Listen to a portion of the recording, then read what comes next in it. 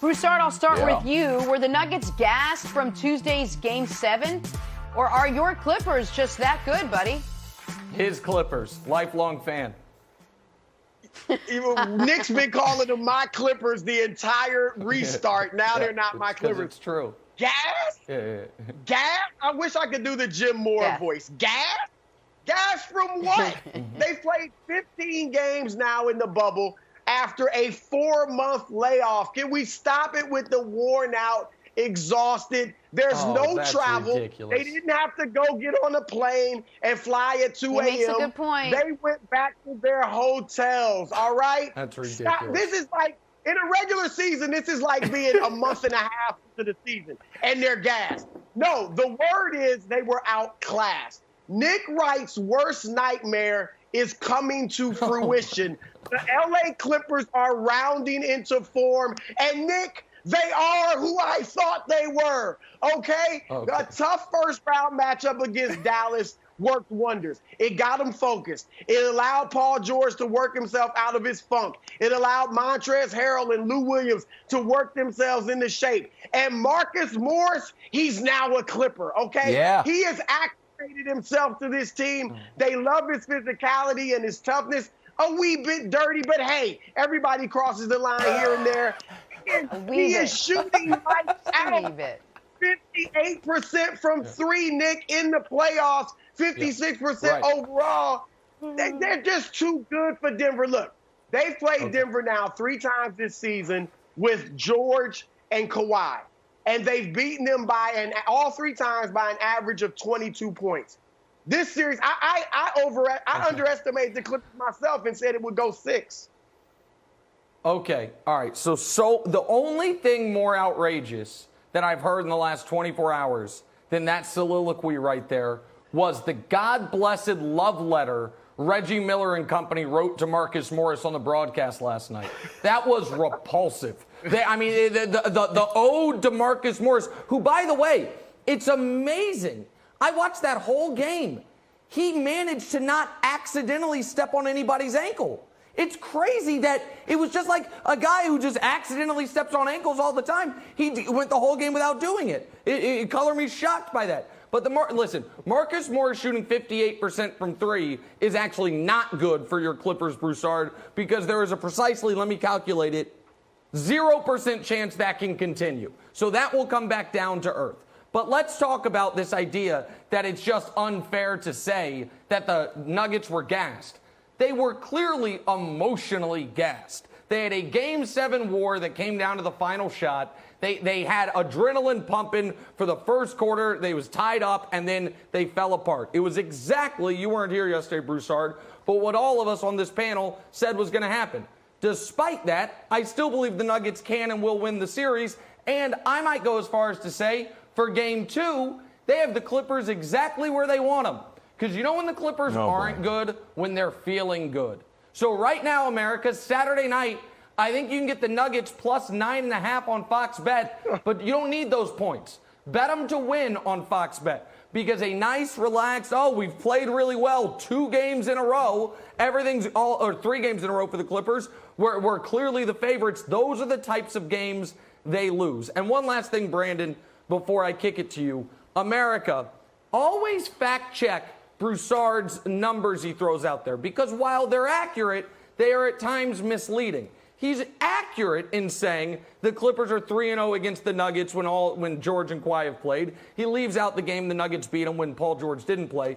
But one of those games was a game in the bubble when the Nuggets had a lead after 3 quarters against the full-strength Clippers, and then it was the Bowl show and Miles Plumlee for the 4th quarter, and then the Clippers ended up blowing them out. So it's accurate. So, believe but check, because sometimes Broussard tries to massage the info a little bit. But, hey, he had Clippers in 6. I've got Nuggets in 7. It'll be very fun to see the next game, but the Nuggets are winning Game 2, Brandon. Well, Chris, you did a great job of debunking the theory that the Nuggets weren't gassed. They were gassed, man. They were. You can see it. Jamal Murray had no legs. Jokic did a great job in the first quarter. Then the second quarter, where did he go? No, the Clippers aren't really good. Kawhi is really good. Have we ever seen a more consistent guy? If I'm Doc Rivers, man, this has to be like the easiest guy to coach. You just throw him out there and let him do his thing. Night after night after night, he performs.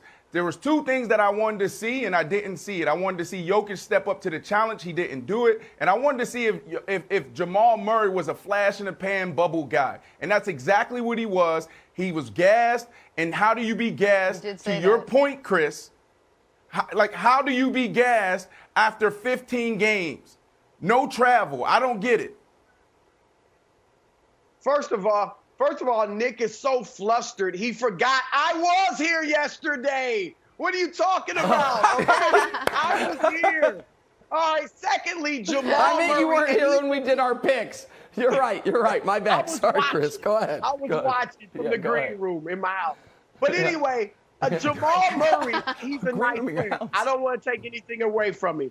But he has stepped up in class. Let's just keep it real. He stepped up in class. They got Kawhi Leonard to throw on him, Paul George to throw on him, Patrick Beverly to throw on him. And then if he gets to the rim, he's got to face, Montrezl Harrell and Zubac and some size. I mean, it's just a different animal against the Clippers. Look, Denver's a nice little team. They'll get a game. Maybe they'll get two, as I predicted. But this series is over, Nick. Face it. And the Clippers have arrived. And Brandon, they're not good. Paul George isn't good. No. Their role players their roles. No. Paul George still hasn't arrived. Great defense, great on the perimeter, phenomenal job. But on the offensive end, you need way more than that if you want to beat the Lakers. You need way more than that from Paul. He's Pippen. Richard Jefferson should have tweeted about Paul George being Pippen instead of Giannis. Oh, that's good. He's Pippen. He's in the perfect role. Kevin, what did you see last night? Nuggets look gassed? Well, I saw two interesting things. The first interesting thing is that Chris Broussard is such a consummate professional. Even though we're broadcasting from our homes, he's dedicated a green room into his house. He's got some magazines and some bottled waters there just to prep for the show. So that's a good lesson to all the younger sports journalists out there. If you want to treat this job seriously, dedicate a room to your house, take out all the furniture and turn it into a green room. The sign says Broussard outside. Like, oh, I'm here. Anyways, look, Jamal Murray had 221 points in the last series. We know that he's gassed. I think that Denver has peaked as a team. And Broussard, I'm going to throw it to you here. I don't think Nick actually thinks this series is going 7. And I'm going to question your integrity here, lying? Nick, so buckle up, put a helmet on. I think you want it to go 7. I think you want it to go 7 because you want a tired Clippers team. I don't think you think the Nuggets are. You want a tired team to go up against the Lakers. I do not believe that pick is take integrity. Go ahead, Broussard, but you're wrong. I want the Clippers to win. You want the Clippers to win? You do not want the Clippers to win, Nick. You picked the Nuggets. Of course. Pick the Nuggets. Yes. Broussard, you say you are the king of Broussard, you're the king of, I picked this team, but I'm rooting for this other team. And so I'm picking with my head, not my heart. I told you before the playoffs, I want the hardest possible path. I want there to be no asterisk questions, anything about what LeBron James is going to accomplish en route to his 4th ring. It'll be now, once he has 5 or 6 rings, we might forget all the details of it, but for the time being, when he only has 4, it's going to end up being a great story to be told. But Broussard, I do want to say one thing I think you and I will agree on, okay? Because you have a big issue with my star tiers and my different tiers, so I've broken it down further, and this is actually about Kawhi Leonard.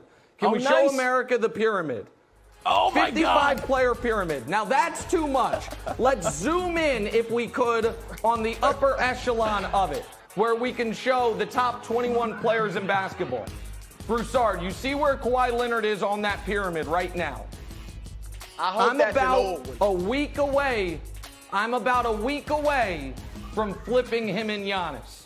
The way Kawhi has played this whole postseason, and with Giannis struggling the way he is against the Heat, it is becoming very hard to argue, no matter how brilliant Giannis is in the regular season, that come the most important time, that Kawhi isn't the player you'd rather have. So while I had it LeBron, Giannis, KD, and then the next tier, Harden, Kawhi, Steph, it's starting to feel to me that Giannis and Kawhi should be flip-flopped there on the tiers. You see your guy Jason Tatum down there. He's 17. There's nothing wrong with that. Well, on Kawhi, where do you stand? I thought Kawhi could have had another 30-point game, but he didn't. But Kawhi didn't play the fourth quarter. He was almost perfect last night. Nick, you know as well as I do that he belongs on that tier with Durant. I don't mind you having LeBron up on top, but he belongs right next to Kevin Durant. You know it. If you want to leave Giannis up there, fine. But Kawhi, I would rather have Kawhi Leonard than Giannis right now. Brandon said it. Kawhi Leonard he can get a bucket whenever. Doc said it last year. He does remind you of Michael Jordan. I'm not saying he's as good, but his ability in the mid-range, obviously, is a two-way player. I mean, he is killing people in the mid-range game. Youngsters, behold. Kawhi's definitely on that second tier, if that's how you do it. Well, then we have to remove Giannis, because you can only have two people. Thanks for watching. Subscribe here to get the latest from the show. Also, be sure to check out more of the best clips from First Things First, or go watch a few segments from our other shows on FS1.